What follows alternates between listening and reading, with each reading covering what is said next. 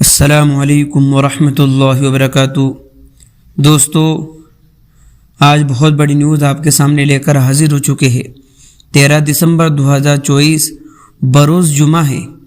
دوستو، مسلم پرسنل لا بورڈ کے ذمہ داران درگاہ اجمیر شریف پہنچ گئے ہیں اور خواجہ معین الدین چشتی رحمۃ اللہ علیہ کے درگاہ کا معائنہ کیا، وہاں کے ذمہ داروں سے ملاقات کی اور ان کے ساتھ ایک یہیتی کا اظہار کیا اور باقاعدہ میڈیا پریس کانفرنس کر کے ایک بیان بھی جاری کیا۔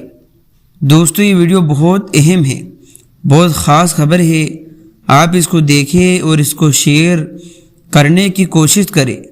بورڈ کی جانب سے بتایا گیا کہ آل انڈیا مسلم پرسنل لا بورڈ کا وقت اجمیر شریف میں پہنچ گیا۔ درگاہ خواجہ معین الدین چشتی رحمۃ اللہ علیہ پر بے بنیاد دعوے کو مسترد کر دیا اور کمیٹی کے ساتھ ایک یہیتی کا اظہار کیا گیا۔ آل انڈیا مسلم پرسنل لا بورڈ کے وقف نے اجمیر کی درگاہ پر مندر ہونے کے دعوے کو مسترد کر دیا اور کہا کہ عدالتوں کو اس طرح کے بے بنیاد اور جھوٹے دعوے کو قابل قبول نہیں سمجھنا چاہیے۔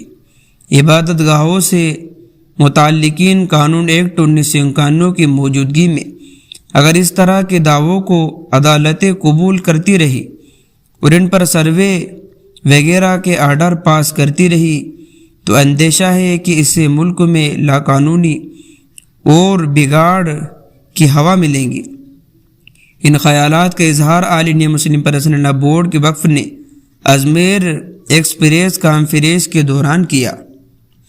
ناظرین، گزشتہ روز آل انڈیا مسلم پرسنل لا بورڈ کا ایک وقت جس کی سیادت بورڈ کے جنرل سیکرٹری مولانا فضل الرحیم مجددی نے کی، جس میں ڈاکٹر سید قاسم راہل الیاس ترجمان آل انڈیا مسلم پرسنل لا بورڈ اور مولانا ابو طالب رحمانی صاحب رکن بورڈ اور جناب نظام الدین صاحب امیر القا جماعت اسلامی راجستھان شریک تھے۔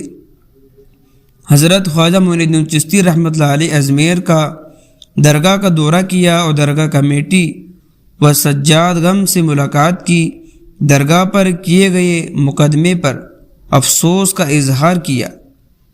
وفد نے درگاہ کے ذمہ داروں کو یقین دلایا کہ بورڈ نہ صرف اختلاف کے طور پر ان کے ساتھ بلکہ ہر قسم کی قانونی و دستاویزی لڑائی میں ہر طرح سے ساتھ دے گا۔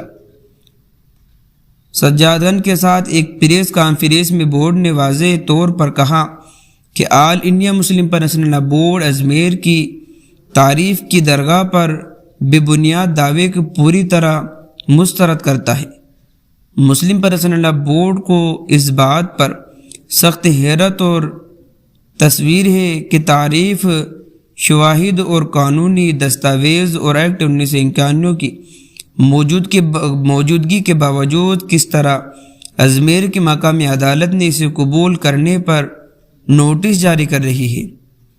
اس بات پر سخت بے-رحمی اور تصویر کا اظہار کرتا ہے کہ ملک کی مخلطی عدالتوں میں یہ بات دیگر مسجد اور درگاہوں پر دعووں کا ایک نیا سلسلہ شروع ہو گیا ہے۔ ابھی سنبل کی جامع مسجد کا معاملہ تھاما ہی نہیں تھا کہ عالمی شہرت یافتہ اجمیر کی درگاہ پر سنکٹ کا بادل مندر ہونے کا دعویٰ کر دیا گیا۔ شکایت کنندہ نے درگاہ کمیٹی، مرکزی وزارت برائے اقلیت امور اور مرکزی محکمہ آثار خادم کو مدعا اعلیٰ بنایا ہے کہ عبادت گاہوں سے مطابق قانون 1991 کی موجودگی میں اس طرح کے دعوے قانون دستور کا کھلا مذاق ہے۔ پارلیمنٹ میں قانون لاتے وقت یہ بات سے کیا گیا تھا کہ 15 اگست 1947 کو جس عبادت گاہ کی یعنی مسجد، مندر، گرودوارہ، وید بہار، چرچ وغیرہ کی جو پوزیشن تھی وہ اپنی حالت میں باقی رہیں گی اور اس کو چیلنج نہیں کیا جا سکے گا۔